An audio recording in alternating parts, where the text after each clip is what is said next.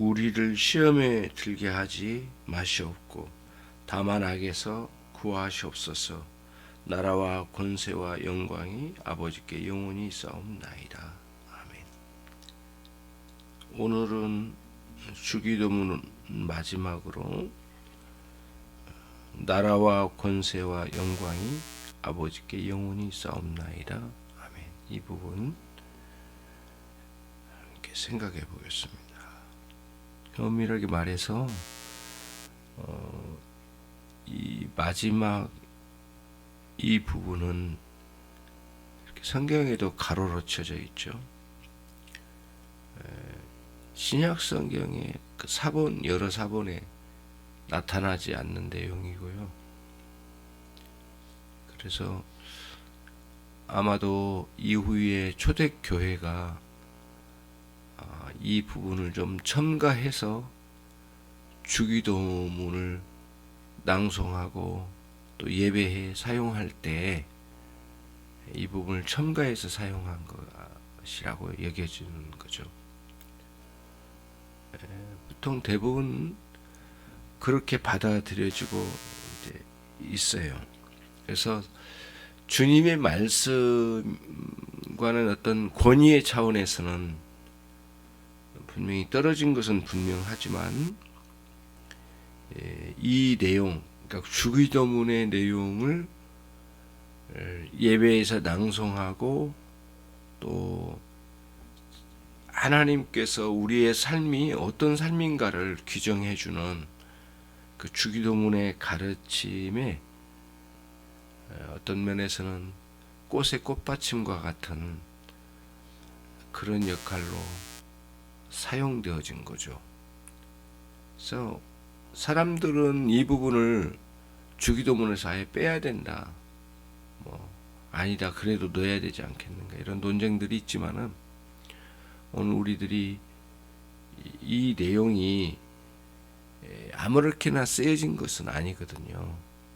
그래서 기본적으로 그 역대상 29장에 가보면 11절에 다음과 같은 내용이 있는데 아마도 이 부분은 역대상 29장 11절 말씀을 중심으로 첨가된 내용이 아닐까 그런 생각이 드는 거죠. 역대상 29장 11절을 읽어드리면 다음과 같은 내용이에요. 여호와여 위대하심과 권능과 영광과 승리와 위엄이 다 주께 속하였사오니 천지에 있는 것이 다 주의 것이로소이다. 여호와여 주권도 주께 속하였사오니 주는 높으사 만물의 머리이심이니라. 이런 표현이 나오거든요. 그러니까 역대상 29장 11절 말씀을 중심으로 아마도 주기도문을 우리가 낭송하고 주기도문의 신앙을 추구하면서 살아갈 때 아마도 이 내용이 첨가되어서 교회 가운데 함께 낭송되어지고 사용되어진다면 유익할 것이라고 하는 그 예배의 예전적인 차원에서는 참 소중한 부분이라고 보는 거죠. 그래서 첨가되었을 거라고 보여준 거예요. 실제로 유대교에서 이제 기독교로 이렇게 탄생되기 전에 기독교가 이렇게 시작되기 전에 유대교 안에 흐름이 있잖아요. 유대교에서도 오늘 이 성경의 내용이 많이 사용되어졌다고 그래요. 여러 문헌에. 그러면은 유대교적인 어떤 흐름도 좀 있지 않을까라고 생각이 되어지는데 주기도문을 이런 예전적인 차원에서 성경 부분을 첨가해서 사용한 것이 상당히 우리의 신앙과 또 우리 예전적으로 굉장히 유익한 부분일 거라고 보는 거죠. 그래서 우리들이 이 부분을 생각할 때 예수님께서 직접 말씀하신 내용은 아닐 것이다. 그리고 또 그만큼 권위 있는 말씀은 아니지만 역대상 29장 11절 말씀을 다시 여기에 같이 더해서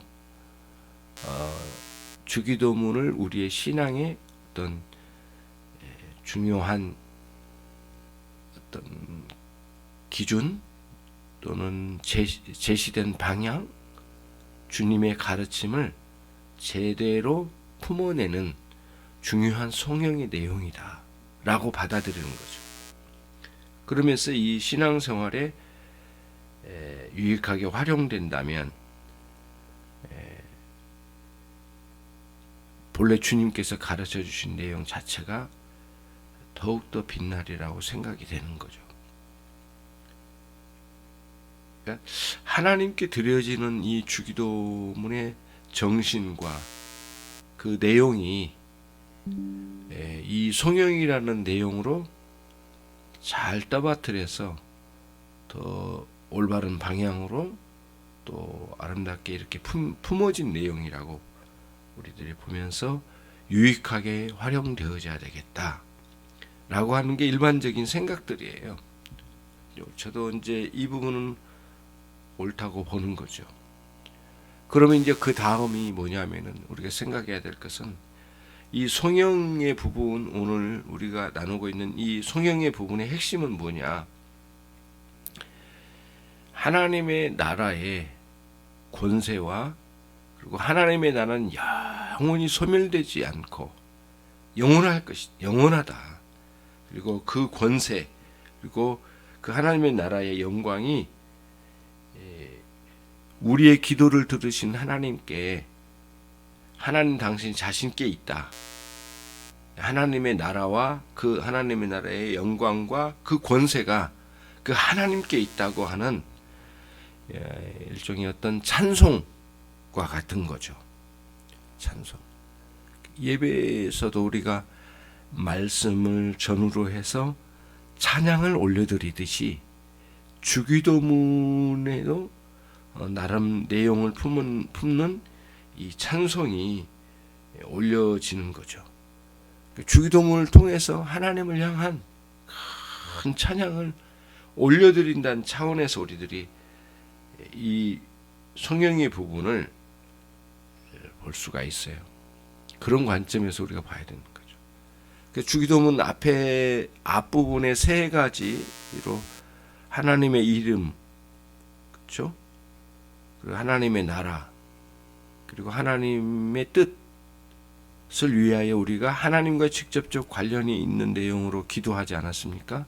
근데 그 뒤에 우리의 일용할 양식, 또 사죄의 은총, 시험과 악에 빠지는 문제에 대해서 하나님의 보호와 인도하심을 구하는 내용, 전체적인 이 6가지의 기도로 하나님께 이렇게 나아갈 때에 우리의 기도의 핵심은 어디에 있는가? 그는 오늘 성령 부분이 그걸 가르쳐 준다는 거예요. 하나님의 나라와 영광과 권세는 영원토록 하나님께만 있다. 이러한 이 주기도문의 기본적인 사상을 잘 밑받침하는 내용이 되는 것이죠. 그리고 또 우리들이 생각해야 될 게 뭐냐면은 우리가 주기도문적인 삶을 살아가는 신자의 삶의 정체성의 문제예요. 다시 말하면 이런 거거든요. 하나님의 나라는 이미 이 땅에 왔어요. 어떻게 왔습니까? 독생자 우리 주 예수 그리스도, 하나님의 독생자신 우리 주 예수 그리스도께서 오심으로 이 땅에 하나님의 나라가 본격적으로 시작됐어요. 그런데 아직도 하나님의 나라에 대해서 알지 못하는 사람들이 태반이에요. 여전히 하나님의 나라에서 관심도 없는 사람들이 대부분이거든요. 그러니까 하나님의 나라가 부분적으로 왔고 또 어떤 한 신자 안에 하나님의 나라가 임했지만은 여전히 하나님 나라에 멀게 사는 사람들이 많이 있는 거예요. 근데 그 속에 우리가 끼어 살고 있는 거예요, 지금.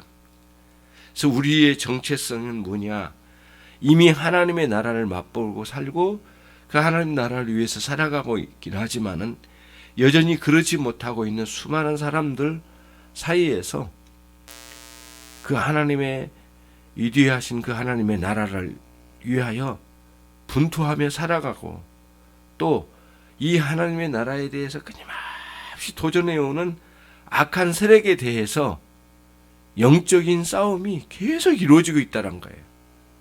심지어는 내 안에서도 하나님의 나라에 대해서 거북하게 생각되게 하는 이 죄와 죄의 부패성에 이런 성향이 우리 안에 여전히 있음을 고백하지 않을 수 없잖아요.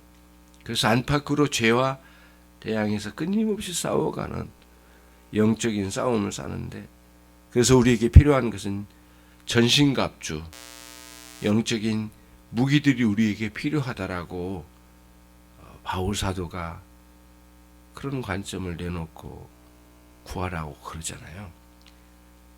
그런 존재예요. 우리가 하나님의 나라가 이미 임했지만은 여전히 그러지 못한 가운데 있는 우리들이 어떠한 정체성을 가지고 살아야 할까?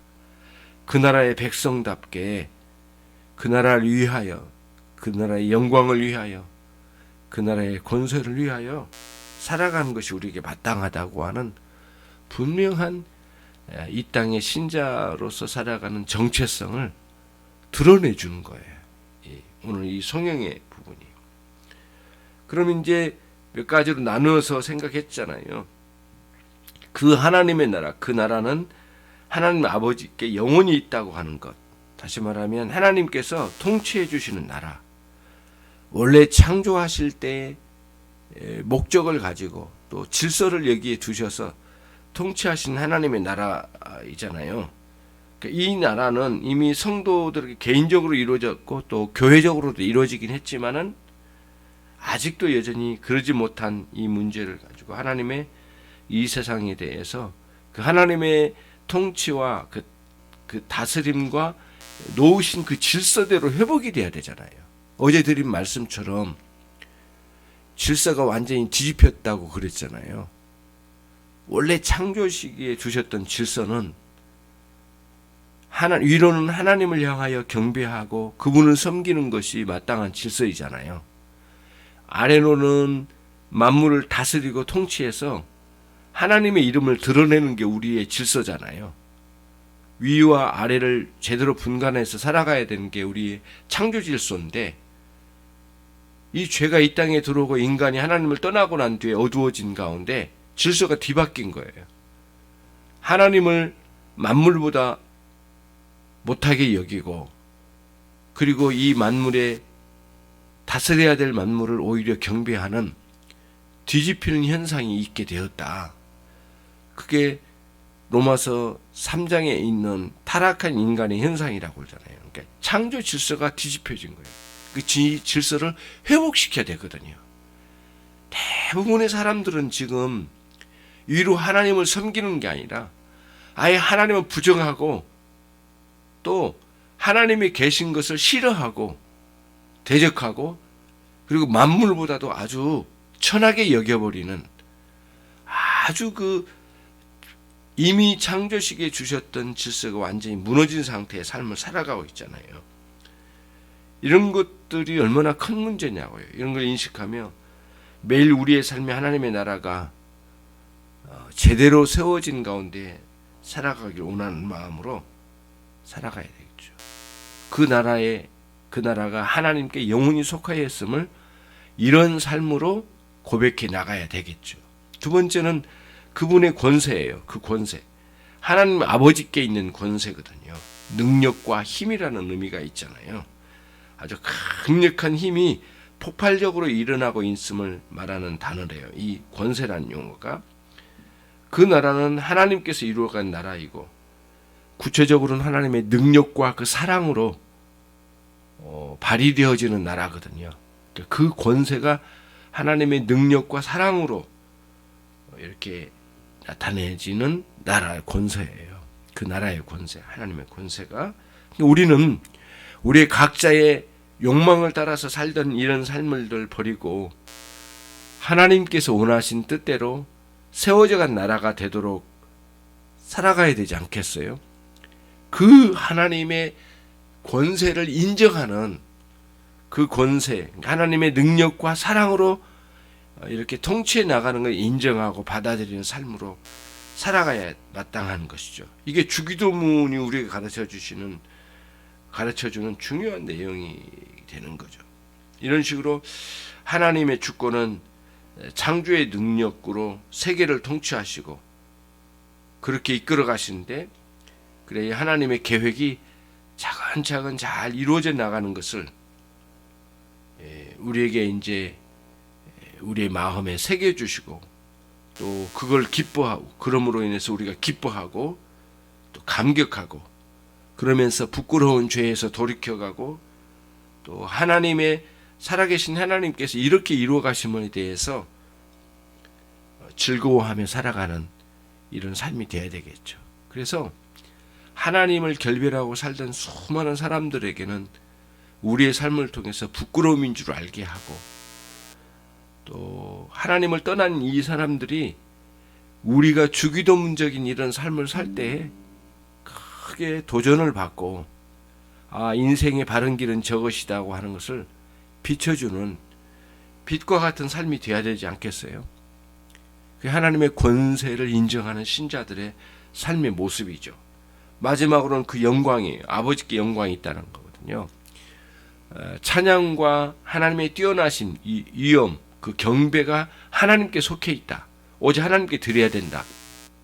라는 의미인데, 영광이라는 말씀은 여기서 하나님께 본질적으로 하나님께서 가지고 계신 그 영광이라기보다는 하나님의 이름을 주셔서 그 하나님의 이름에 합당하게 하나님을 경배하고 섬겨감을 통해서 하나님께 드려지는 영광이 있죠. 그거를 의미해요.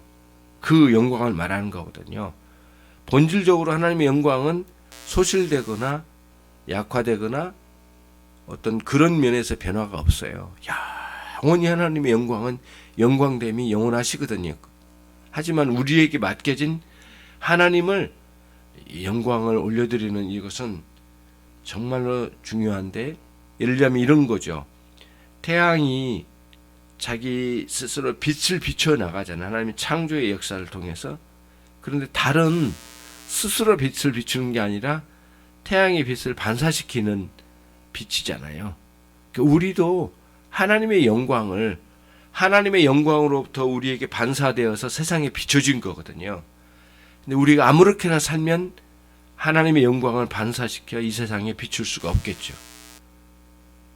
겉으로는 명목상 신자라고 하면서 오히려 더럽고 추한 모습으로 드러내겠죠.